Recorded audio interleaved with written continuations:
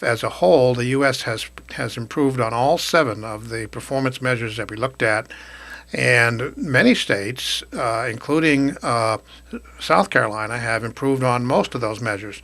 North Carolina improved on 4 of the 7 measures that we looked at, particularly on bridge conditions, where we reduced the percentage of deficient bridges, and on our fatal accident rate, we've improved a great deal. And even on congestion, we've made a little bit of improvement. Now, where we have not improved so much is on the condition of the interstate system, which has deteriorated a bit compared to where it was 20 years ago. And particularly that's due to continuing problems on I-95 and on some of our older interstates that were built, frankly, in the 50s and 60s, and they're now approaching the end of their useful lives. You mentioned South Carolina has improved on most of the measures. North Carolina, about half of them, or slightly more than half, have improved. The others we've not. How does North Carolina compare to the other states in terms of this rate of improvement? Well, North Carolina has improved, but many other states have improved more than we have. Those states, however, generally spend more money than we do. We've spent only about a third per mile of responsibility that the average state spends.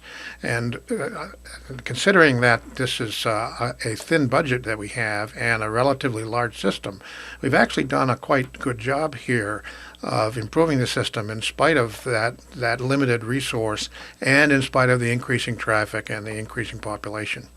Now, someone is going to listen to this and say, oh, wait a minute, you just said we don't spend very much on the roads. That means we need to spend a whole heck of a lot more on our roads. Is that what you're saying? Or does the money that's being spent now for transportation need to be spent differently?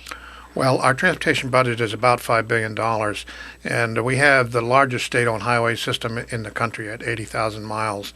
I suppose more money is always useful, but more importantly than more money, it's making good decisions on how that money's spent, particularly putting it on maintenance and on preservation, so we are good stewards now for the system that we're responsible for, so that in the future our children and grandchildren will have the benefit of that 80,000 mile system in very good shape.